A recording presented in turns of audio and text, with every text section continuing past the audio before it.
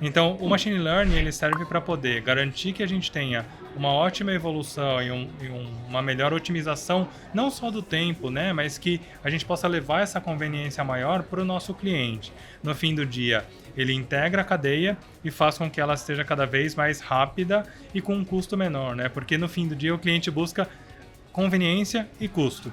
A partir do momento que você tem a disponibilidade de produto e um custo menor, isso faz com que ele fique cada vez mais atraído pelos produtos que estão disponibilizados na nossa loja.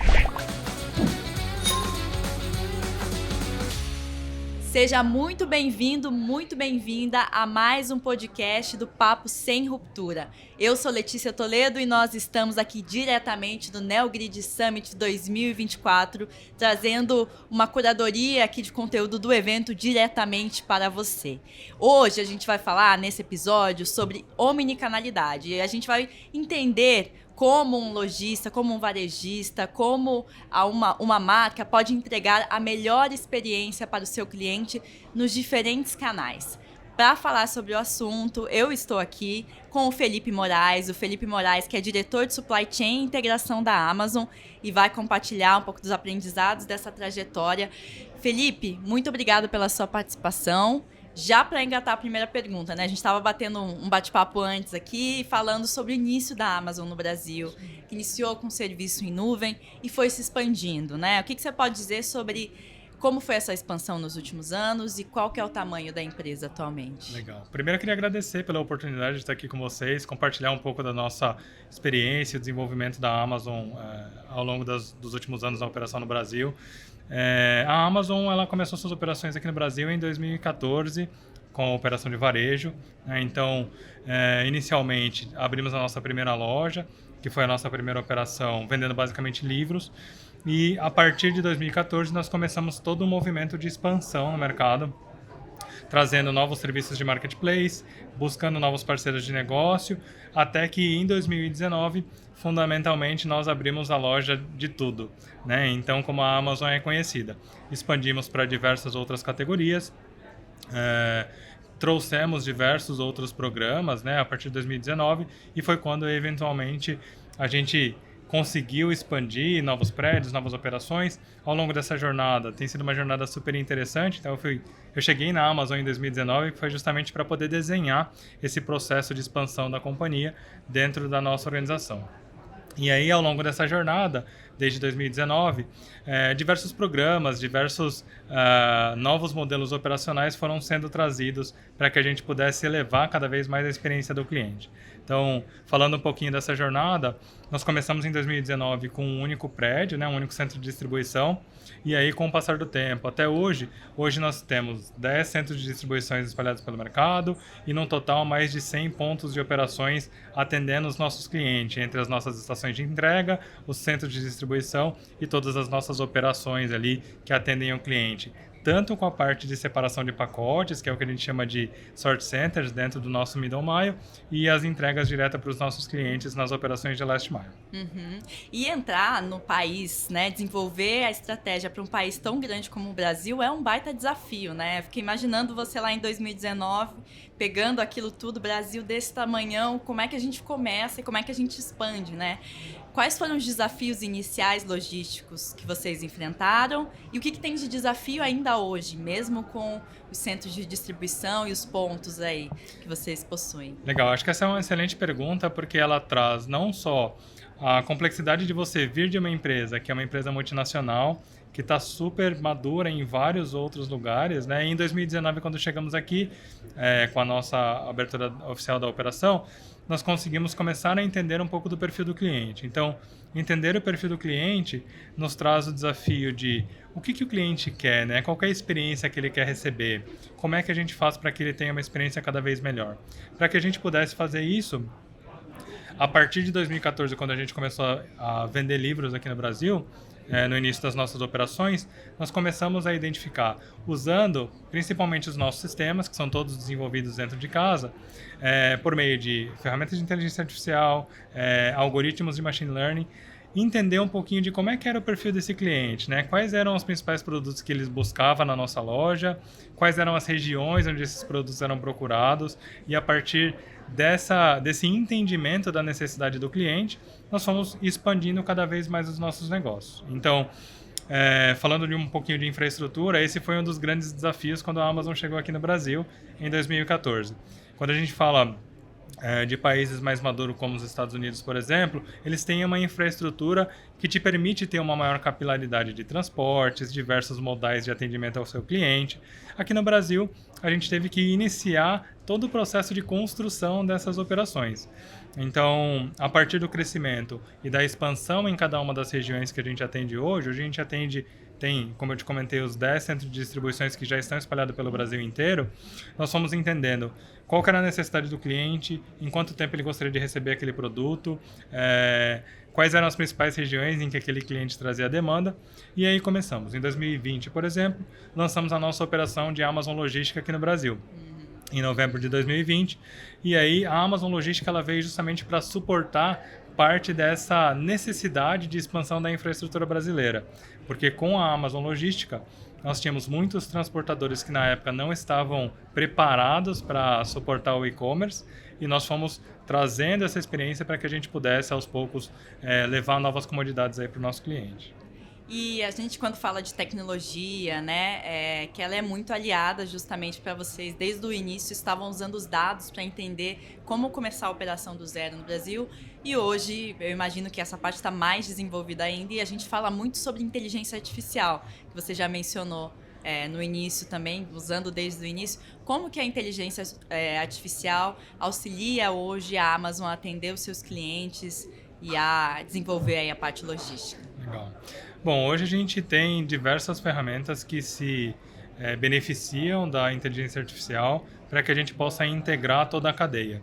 Então, desde o momento dos nossos relacionamentos com os nossos fornecedores, seja ele um grande fornecedor da cadeia de varejo ou um pequeno seller, um pequeno empreendedor que está iniciando um novo negócio e que pretende vender os seus produtos dentro da nossa loja. A partir dessas ferramentas, a gente consegue dar visibilidade sobre a necessidade dos produtos que os clientes nos pedem, conectar essa demanda e trazer essa informação para os nossos parceiros para dizer, olha, eu preciso de mais estoque desse produto, eu preciso desse produto posicionado nessa determinada região, e é onde a gente começa a trabalhar com os nossos parceiros para que a gente possa posicionar esses produtos num lugar próximo e fazer com que cada vez mais eu entregue o produto rápido para o cliente. Uma outra utilidade, né, que tem nessa integração da cadeia com as ferramentas é pensar um pouquinho em como é que eu levo uma nova experiência para o cliente. Então, as ferramentas de inteligência artificial, elas nos ajudam a entender aonde o cliente está posicionado, quanto tempo eu demoro para chegar na casa daquele cliente, se existe algum problema de infraestrutura ou de trânsito que vai fazer com que eu demore mais do que eu tinha planejado para chegar naquele cliente. Então, eu consigo começar a consolidar todos os meus pacotes. A inteligência artificial me ajuda, junto com os algoritmos de machine learning, a entender como é que eu deveria separar e organizar aqueles pacotes para que eu possa entregá-lo de forma ordenada dentro das rotas que eu tenho para os nossos clientes. Uhum. Outras 50 milhões de aplicações que a gente tem para a inteligência artificial é pensar um pouquinho na sua comodidade, né? E na sustentabilidade do negócio, na sustentabilidade da economia para o país. Então, um outro exemplo que a gente pode citar é falar um pouquinho sobre o tamanho de pacote e o tipo de pacote que a gente vai utilizar para entregar o seu produto. As nossas ferramentas, elas usam a inteligência artificial para poder dimensionar o tamanho dos seus produtos, e aí a partir do momento em que você tem um pedido, é muito comum isso durante os nossos eventos, né? Então tivemos Prime Day recentemente, os clientes vão comprando à medida que as ofertas vão sendo lançadas no site. E aí, a partir dessas compras, os nossos sistemas ajudam na consolidação desses pedidos para que a gente possa emitir menos poluentes no mercado, para que a gente possa ter uma caixa que é dimensionada para consolidar todos esses produtos e fazer com que ela seja uma entrega mais sustentável. Ao invés de você receber diversos pacotes na sua residência, você vai receber um único pacote contendo todos esses produtos. Então, essa é algumas das formas em que as ferramentas nos ajudam no dia a dia. É legal você mencionar isso, a questão dos pacotes, porque eu lembrei de um exemplo do meu dia a dia. No último Prime Day, eu acho que eu comprei uma Alexa, e aí eu acho que tinha lá escrito, quer receber no pacote original, né? Justamente para não ter um gasto extra com uma outra caixa, com uma outra embalagem que ia onerar todo mundo, né? Inclusive o meio ambiente. Aí acho que essa preocupação é muito interessante, né? É isso, eu acho que você trouxe um ótimo exemplo. Esse exemplo, ele faz parte de um dos nossos programas de sustentabilidade. Então, um dos nossos programas de sustentabilidade, para que a gente possa otimizar a utilização das embalagens, ele é chamado dentro da Amazon de Ship in Your Own Container. O que significa isso? Usar a própria embalagem do produto para que o cliente possa receber. Então, tem alguns produtos onde o cliente nos sinaliza, né, por meio do seu perfil e de cadastro, que ele gostaria de receber esses produtos de uma forma mais sustentável, de uma forma consolidada, e a gente consegue, a partir de então, usar esse produto e shippar esse produto, né? Entregar esse produto na sua própria embalagem original, seja de um vendor ou seja de uma própria embalagem da Amazon, como no caso da Alexa que você citou. Sim, perfeito. A gente fala muito ligado à inteligência artificial, de machine learning. Eu imagino que vocês têm muitos dados, é isso, que conseguem colocar ali na máquina, na inteligência artificial, para que ela analise e vá aprendendo com aquilo, né? Isso é um tema recorrente na Amazon. De que forma o machine learning hoje é utilizado dentro da Amazon para ajudar nessa logística dos parceiros em outras áreas? Eu, como responsável pela área de supply chain, tenho o grande desafio de conseguir entender qual que é a quantidade de produto que eu preciso, em que lugar que esse produto precisa estar posicionado e como é que eu faço para que ele tenha uma quantidade específica para que eu possa gerar novos pedidos para os nossos parceiros de negócio. Então, os algoritmos de machine learning atrelados às ferramentas de inteligência artificial, o que eles fazem é analisar aonde esses produtos são consumidos. A partir dessa análise dos consumos, eu consigo gerar ordens de reabastecimento desse produto dentro da minha cadeia, disparar ao mesmo tempo pedidos para os meus parceiros de negócio, para que eles possam entender, olha, esse produto está tendo uma demanda maior, esse produto está sendo consumido em determinada região. Então, ele vai disponibilizar mais produto dentro daquela região que o nosso cliente está consumindo. Então, o Machine Learning ele serve para poder garantir que a gente tenha uma ótima evolução e uma melhor otimização, não só do tempo, né, mas que a gente possa levar essa conveniência maior para o nosso cliente. No fim do dia, ele integra a cadeia e faz com que ela esteja cada vez mais rápida e com um custo menor, né? Porque no fim do dia o cliente busca conveniência e custo. A partir do momento que você tem a disponibilidade de produto e um custo menor, isso faz com que ele fique cada vez mais atraído pelos produtos que estão disponibilizados na nossa loja. E é interessante porque a cultura de vocês, ela envolve muito ser focada no cliente, né? É o cliente, o cliente, o cliente. E todas essas tecnologias, elas vêm em função disso, né? De ajudar também o cliente final, mesmo que seja voltado para o fornecedor de vocês, para o lojista que está ali na base, né? É isso, no fim, essas tecnologias têm esse papel. Como é que você vê hoje elas crescendo na Amazon? A tecnologia ela serve para suportar não só o nosso dia a dia, mas também para que a gente possa desenvolver o ambiente em que a gente está inserido. Então a Amazon tem uma preocupação de que a tecnologia ela não sirva só para ser um diferencial competitivo para mim, mas para que ela possa ajudar pequenos empreendedores. E eu posso te dar um exemplo que é super legal. Recentemente a Amazon lançou um novo programa pensando no modelo de omnicanalidade, que é o Amazon Hub. O que é o Amazon Hub? Ele nada mais é do que uma pequena loja ou uma estação de negócio que um empreendedor tenha, né? A partir dessa loja, ele pode habilitar o seu comércio para que ele receba os nossos pacotes e entregue os pacotes em áreas de difícil acesso. Então, às vezes você tem áreas que são mais densas e que permitem com que você deixe esse pacote nessa loja, nesse empreendedor cadastrado, através do Amazon Hub. Entregando esse pacote lá, ele não só vai estar levando uma melhor experiência para o cliente, mas ele também está fomentando o crescimento do seu negócio, porque ele vai poder gerar receita através do recebimento desses pacotes, da entrega, do armazenamento e da distribuição desses produtos para os nossos clientes. Então, essa preocupação que nós temos com o macroambiente onde a gente está inserido é o olhar de longo prazo e de futuro que a Amazon tem para o Brasil. Legal, e isso é isso, né? Muda a dinâmica das entregas no Brasil, né? E a gente estava conversando antes como a Amazon é um e-commerce. Você tende a muito a ver só como assim, então eu vou comprar um produto no site e vai chegar na minha casa, é essa opção que existe. E hoje já não, né? Assim, e por trás disso é uma logística que ela cada vez mais vai se transformando ali, né? E vai adequando o ambiente de negócios do Brasil. É isso. No fim do dia, a logística ela foi se desenvolvendo e foi crescendo de acordo com a necessidade dos nossos clientes. Então, a partir do momento que nós lançamos lá em 2020 a Amazon Logística no Brasil, ela serviu para suportar essa necessidade que não existia de uma forma mais latente no mercado brasileiro. Ela foi acelerada pelo processo da pandemia em 2020. Então, não existia esse hábito tão forte de consumo dos nossos clientes pelo mercado do segmento de comércio eletrônico. A partir da pandemia, as pessoas se acostumaram a comprar esses produtos. E não só se acostumaram a comprar esses produtos, elas enxergavam isso como um grande diferencial. Elas não podiam acessar as lojas, né? Não podiam ir comprar os seus produtos e usavam a nossa loja para que elas pudessem ser abastecidas.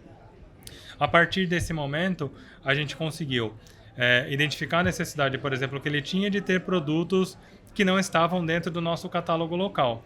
Então, nós desenvolvemos e lançamos novos produtos como produtos importados sendo entregue aqui para o Brasil. Então, ele pode comprar, por exemplo, produtos nos Estados Unidos e receber esses produtos diretamente aqui na sua residência. Então, isso traz para ele uma melhor possibilidade, uma maior variabilidade de catálogo, mas também a conveniência de receber produtos que até então ele não teria acesso no mercado brasileiro. Qual você enxerga ou quais são os principais desafios hoje que a logística ainda tem no Brasil? Porque lá atrás a gente falava dessa questão do e-commerce de entregar no mesmo dia, entregar em 1 dia, 2 dias, principalmente para os pontos mais remotos do país, né? Isso ainda é um desafio grande ou há outros desafios que se enfrentam na logística do Brasil? A infraestrutura logística do Brasil ela é sempre complexa, porque a gente está falando de um país continental. Então, ter um país continental te exige ter operações espalhadas por todas as regiões do Brasil, para que você possa atender o cliente cada vez mais rápido. Então, se a gente lembrar do nosso histórico em 2019, nós atendíamos aí aproximadamente 100, 200 cidades, suportando os nossos clientes em até 2 dias. Hoje, a Amazon consegue chegar em até 1.300 cidades, atendendo todos os clientes em todas as regiões em até 2 dias. E hoje, também para novas entregas, a gente atende até 200 cidades entregando produtos no dia seguinte para a sua operação. E esse modelo vem cada vez mais sendo expandido, né? Então, hoje a gente fala de entregas no mesmo dia, entregas em até algumas horas. Então, a Amazon vem cada vez mais preparando e desenvolvendo a sua malha logística para que a gente possa levar essa experiência para o cliente cada vez mais rápido e atendendo a necessidade dele.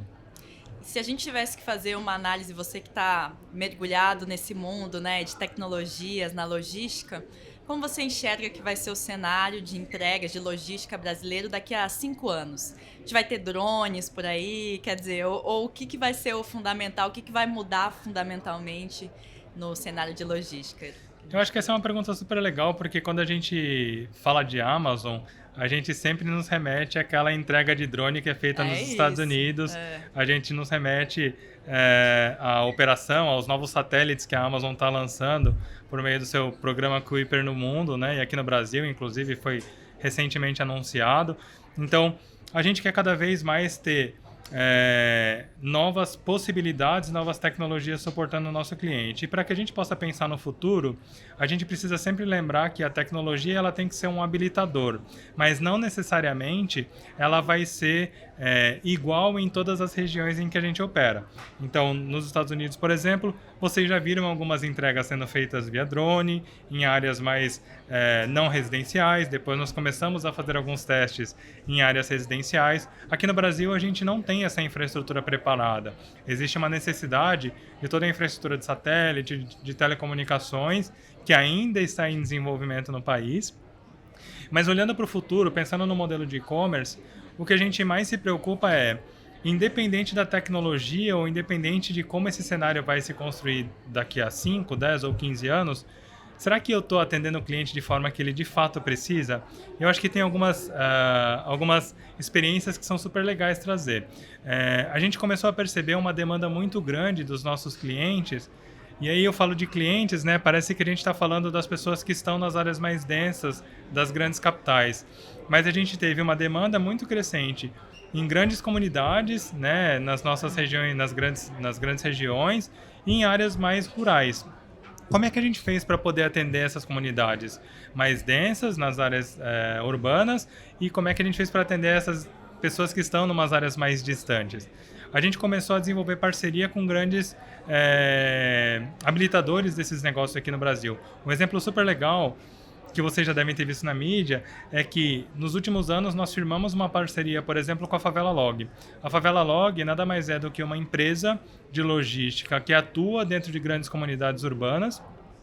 E a partir dessas grandes comunidades, ela serve como ponto de recebimento dos nossos produtos para que ela possa distribuir isso em cada uma dessas localidades. Eu me lembro, quando eu tive a experiência de fazer essa entrega nas comunidades urbanas, foi super interessante, porque quando você faz a experiência de entrega de um pacote, você imagina o motorista chegando com a sua van, entregando esse pacote num lugar que tem endereço, que tem CEP, que está tudo super bem direcionado e catalogado.